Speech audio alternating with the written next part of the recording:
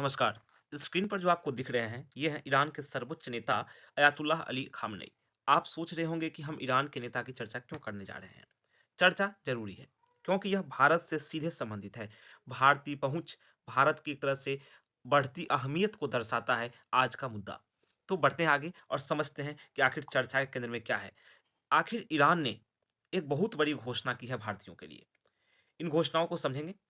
Iran ने भारतीय पर्यटकों के लिए वीज़ा को लेकर बड़ी घोषणा की है। ईरान जाना चाहते हैं अगर आप, तो आपको वहाँ के लिए वीज़ा नहीं लेना होगा। बिल्कुल सही सुना आपने। भारतीयों को अब वहाँ के लिए वीज़ा नहीं लेना होगा।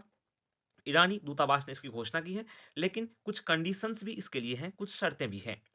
केवल पर्यटन के लिए ईरान जाना चाहते हैं, तो आपको वीज़ा की एंट्री फ्री दी गई है, जो कि 15 दिनों की होगी। हालाँकि ये आगे नहीं बढ़ेंगी। साथ ही 6 महीने में सिर्फ़ सिर्फ़ एक बार ये एंट्री हो सकती है। ईरान ने 4 फरवरी से भारतीयों के लिए वीज़ा फ्री एंट्री की शुरुआत कर दी है। दिसंबर में ईरान ने भारत समेत 33 देशों के लिए वीज़ा फ्री कार्यक्रम की शुरुआत की थी। इनमें यूएई, सऊदी अरब, इंडोनेशिया, जापान, मलेशिया, सिंगापुर जैसे कुछ देश शामिल हैं। ईरान ने इसमें कहा है कि अगर कोई भारतीय नागरिक 6 महीने में एक से अधिक बार ईरान जाना चाहते हैं या दूसरी तरह का वीज़ा चाहिए, तो उन्हें दूतावास से वीज़ा लेना होगा। इसके साथ ही दूतावास ने स्पष्ट किया कि वीज़ा फ्री एंट्री की सुविधा उन्हीं भारतीय नागरिकों को मिलेगी जो हवाई मार्ग से ईरान में प्रवेश करते हैं।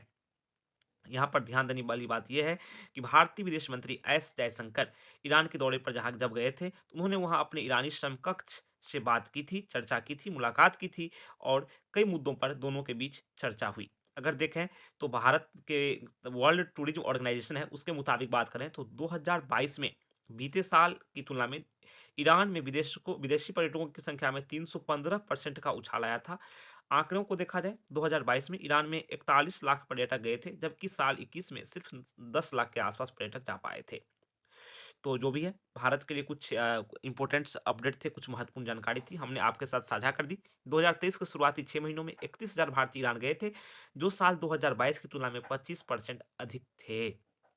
तो एक तरह से देखा जाए तो ईरान जो जाते हैं अधिकतर विदेशी लोग वो पर्यटन के लिए जाते हैं, व्यापार के लिए जाते हैं, इलाज के लिए जाते हैं, आदि के लिए जाते हैं। इसमें ईरान का ही बेनिफिट छुपा हुआ है कि उसे पर्यटन से लाभ मिलेगा। ज़्यादा लोग पर्यटन के लिए ईरान जाएँगे क्योंकि वीज़ा फ्री एंट्री मिल रही है।